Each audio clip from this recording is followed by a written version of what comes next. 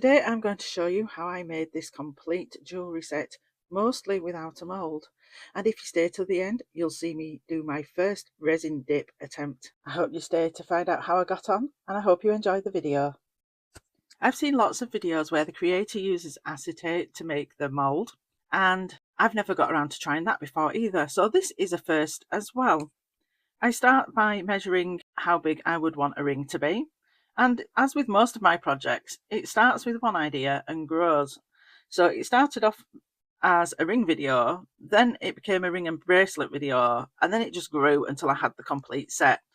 So a lot of repetition, but I obviously won't bore you with all of that. So I've measured how big I would need the ring to be, and then I've added approximately a centimetre to allow for overlapping the acetate. I do the same process for the ring and the bracelet, and I make two rings for each. So one is an inner ring, so that's the size of my finger or bracelet, my wrist, with a centimetre or so added for overlap. And then I make one bigger to put outside of the first ones to make a channel between them to pour the resin into. So let's jump ahead to where I've made the rings. So here we have my finished rings, and I've made the bracelet to the size of, so the inner ring is the size of my, you know when you're putting a bracelet on, you tuck your thumb under and your knuckles, where your knuckles are is the widest part. I've made it to that size.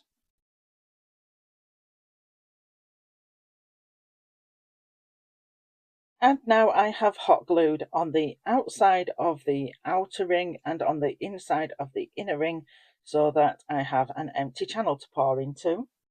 And by the way, I taped together the overlap of the acetate on each ring with some cheap double-sided tape from just any random bargain shop.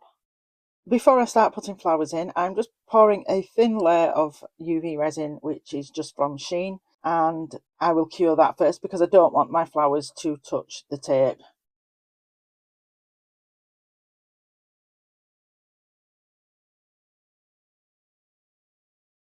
Hello and welcome if you're new here. Thank you for joining me. I really hope you enjoyed your first video of mine, and I hope you subscribe and stick around to see more and check out my back catalogue.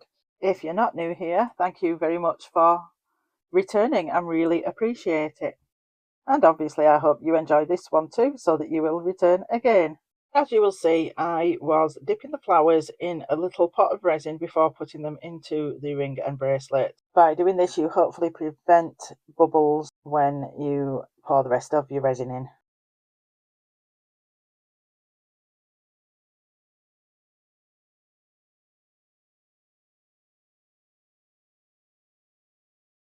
I'm going around again with a second layer of flowers.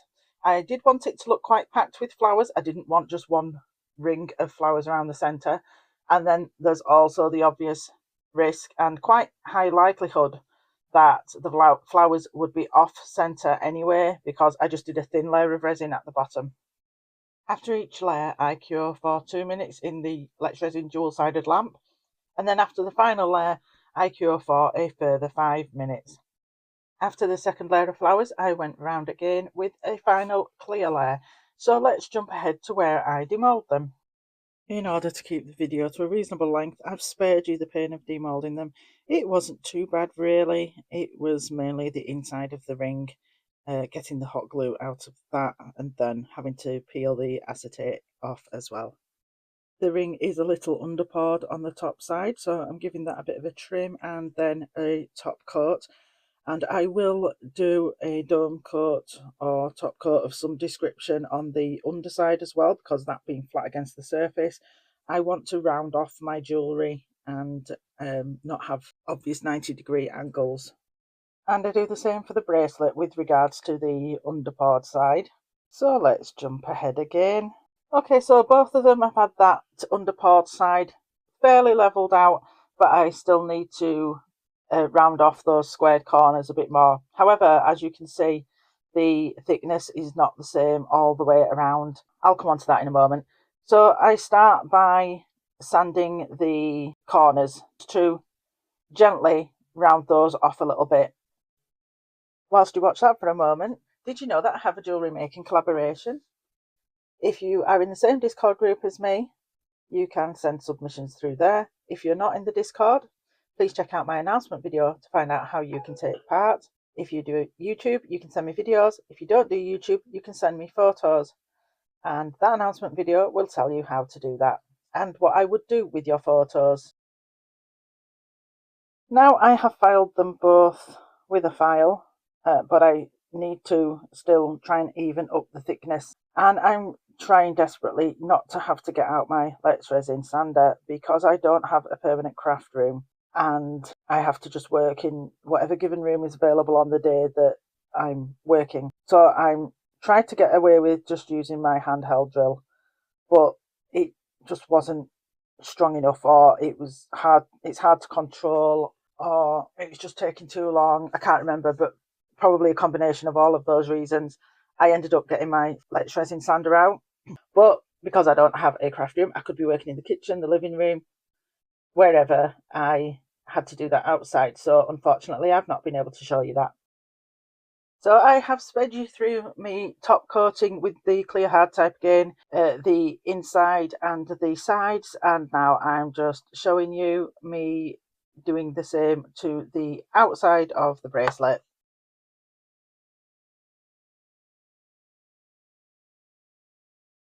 And now I'm going to top coat the sides with high viscosity, which will round off those sides even more and smooth out any, they're not sharp corners, but smooth out those more or less 90-degree angles a bit more. Right, let's move on to earrings. So I found this ring mould. I will have had a bracelet mould at some point, but these moulds are too small for rings and bracelets, at least for me. So I had the brainwave of using this ring mould to make earrings. So I am using some very thin strips of acetate to cut off where I would want the earring to start and stop, and then I will hot glue in the area that I don't want to have any resin to hold the acetate in position. It doesn't work brilliantly because I can't get the hot glue, the gun nib down into there. I try to just fill the whole area, but then I'm accidentally pushing the acetate out of position, and so I don't get the acetate to stay exactly in the position I want it, but it works out in the end with some trimming up after and sanding. Obviously, I'm going to have to do this twice, so I will only show you one of them. I mark the mould with pen where I've put the acetate on the first one, where the acetate has successfully settled, so that I can put acetate in the same position for the second earring so that I make them both the same size.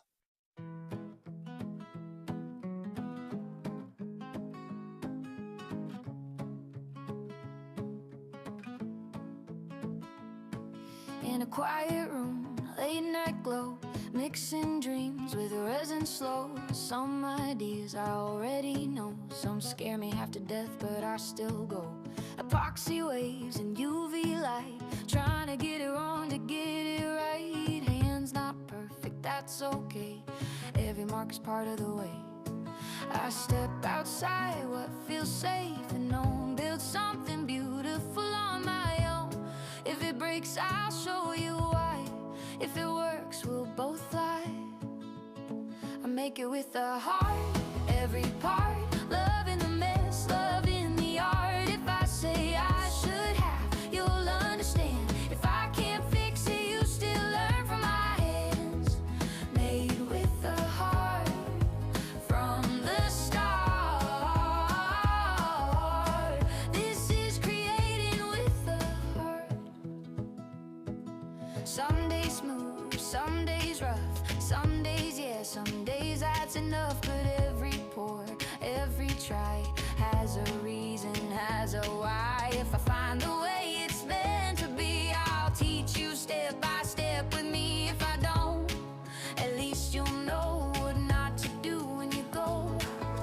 Comfort zones are made to bed, mistakes can still be teachers' friend. No gatekeeping, no disguise, just honest craft before your eyes. I make it with a heart, every part. Love in the mess, love in the art. If I say I should have, you'll understand.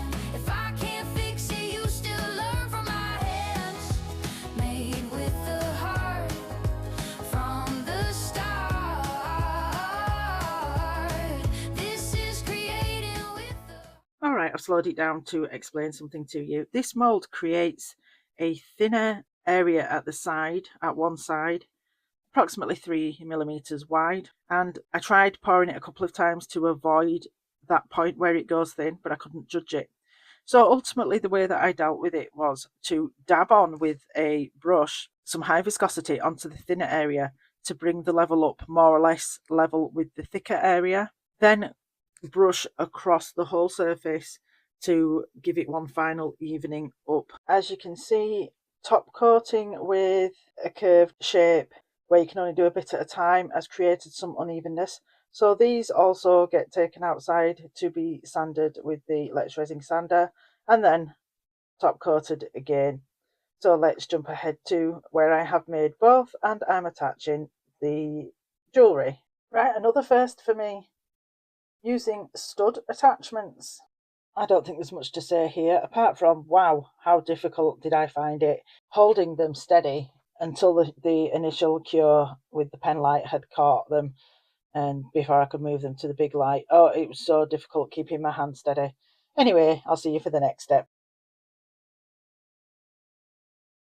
Okay, it is pendant time. Now, there's not much really to discuss with this, so let me ramble on for a minute. This was a last minute decision. I'd actually uploaded all of my other footage to my editing app and I was thinking about the title, which was going to be, and probably still is, something along the lines of complete jewellery set. The emphasis being on the word complete. And I took my photo for the glamour shots and I thought, hang on a minute, this isn't complete. There's no pendant. So last night I had to, as quick as I could, well, actually a couple of nights, but the first nights went wrong, so I had to refilm last night. This is Sunday morning and the video is supposed to go out tonight. I've never been so far behind, except a very rare week where I've had to skip a week. I'm normally a week ahead. So I was like, oh my God, I've got to film a pendant. Anyway, I don't know if I've said it already. I'm working top down because I want the display side to be domed, obviously. But I also want the back to be domed because I don't want a 90-degree angle touching your body. And normally I would do that with high viscosity. And when we come to the final step, the very final step, which is my first ever attempt at resin dip, I will explain why it ended up being a resin dip rather than just a high viscosity doming layer. I'm working in layers again, so a clear layer down first before I start putting flower layers in. I do 4 layers in all, clear, 2 flowers and another clear, and as always I cure for 2 minutes in between each layer and then 5 minutes overall for the finished piece, and then 2 minutes for every top coat. Now I'm going to attach a flat back bail, and I messed around with lots of different positions for doing this. It was very awkward. I have really bad dexterity and eyesight. If I put my glasses on, I have to look from far away. If I take my glasses off, I have to get my head right down. It's a really fine line where my eyesight is concerned. And so anyway, the easiest way I found was to put the bail on the edge of the mould with the hook hanging over and then position the heart on top of it. I gave that 2 minutes under the lamp. Then I did a top coat on the back to seal over the bail with my clear hard type, which again is from Shein. By the way, I haven't mentioned the high viscosity that I used was J Diction, and that was from Amazon. I will link as many products as I can in the description. The Temu and Shein products I won't link, but the Amazon products, I am now an Amazon affiliate. So they are affiliate links, which means that I earn commission, a very small commission, if items are purchased through those links. I'd be really grateful if you are going to buy anything that you've seen in my video, that you use the affiliate link rather than use the link to find the product and then just buy it separately, you know, just going to the item and then adding to basket. It is of no cost to you whatsoever, and it's just a very small way of helping me to continue to afford the products for these videos. Thank you very much for listening to that. And with that in mind, I'm going to throw up my Buy Me a Coffee QR code. If you're watching on TV, you can scan that. If you're on your laptop, tablet or phone, the link is also in my description box. All proceeds received through Buy Me a Coffee are also gratefully received and used towards the cost of products for making the videos. Okay, so here is where I'm continuing with my original intention of doing a dome coat on the back with the high viscosity. After I did that, I sanded the edges just to smooth those edges out a tiny bit more. Although the dome coat had rounded them off a bit, there was still a teensy bit of sharpness here and there that needed sanding off. All right, now this is where the inspiration to use resin dip came from, because I used alcohol to clean off the filing dust, and for some reason it didn't. Well, it did, it cleaned off the filing dust, but it dulled down the surface of the heart for some reason. Or maybe it didn't clean off the sanding dust, it cleaned it off the sides, but maybe it got spread onto the front. I don't know, I can't remember seeing any filing dust on the front. It just looked dull. For whatever reason, it dulled it down. So I sanded the whole heart and decided that the best way now would be to resin dip it, because if I just top coat again, I'm going to end up with potentially overpour and sharp edges to clean again, and I'm just going to end up in a loop. So I thought, if I do resin dip, as long as I get it to drip off fully, then it should clean up lovely. And I'll tell you, I'm really impressed with how glossy it comes out. I am so glad I've finally done it. I'm probably going to dip everything in UV dip from now on. Okay, so lessons learned with UV dip. Well, you want to get the whole of the resin piece under. You don't want to leave a spot at the top. But I got resin inside the hole of the bail and onto the tweezers. Now, you obviously need your tool to be clean so that it doesn't fuse to the bail. So I'm swapping tools. I'm using micro brushes to rub around the inner edges of the bail to get the resin out. Then I'm swapping tools again to, I swap tool and clean the first one one-handed. Then I swap it back again because the second tool, so I keep swapping back and forth until I have scraped out all of the resin and I'm finally holding a clean tool. At one point, I had to hold the side of the heart with the tweezers to be able to remove a tool from the bail so that I could get properly all around the inside of the bail with the micro brushes. And then I just had to dip again just to deal with the area that I had scraped off with the tweezers.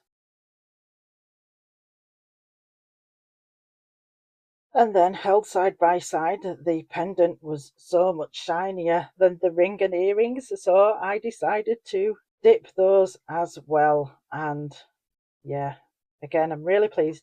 Now, with them being an awkward shape, especially the earrings, so you hold it in a position where it can drip off the bottom, but then that makes a drip hang from the top. So for the earrings, I did have to use a micro brush to try and prevent any pooling. And yeah, I just had to make sure it dripped off the bottom whilst not making any large lumps or pooling areas off the top of the earring, or even sitting at the bottom of the curve. There's a risk of it pooling there. I hope you can understand what I mean.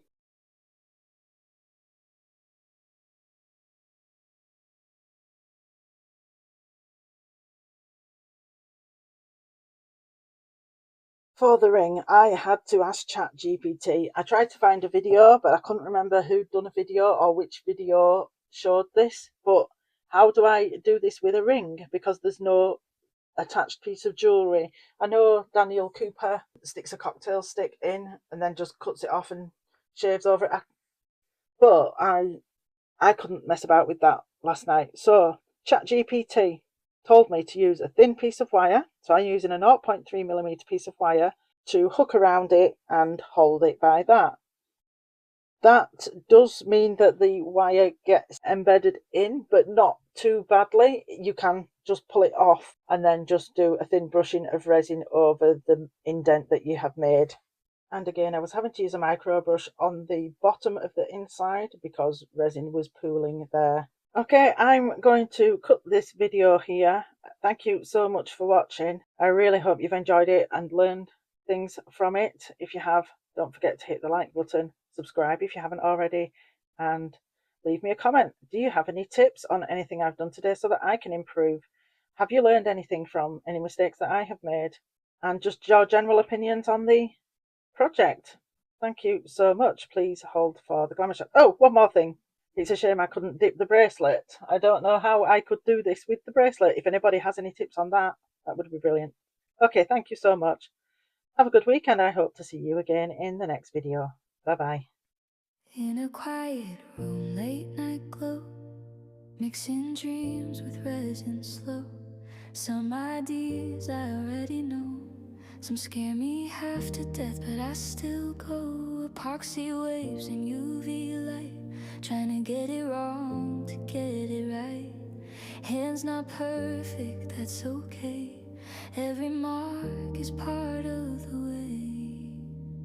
I step outside, would feel safe and known. Build something beautiful on my own. If it breaks, I'll show you why. If it works, we'll both fly.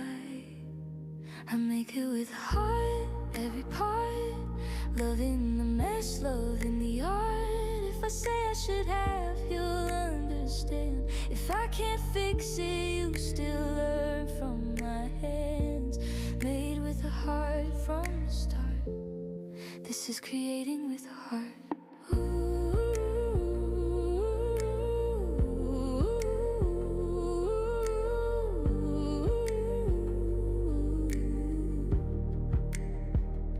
Some days smooth, some days rough, some days yeah, some days that's enough.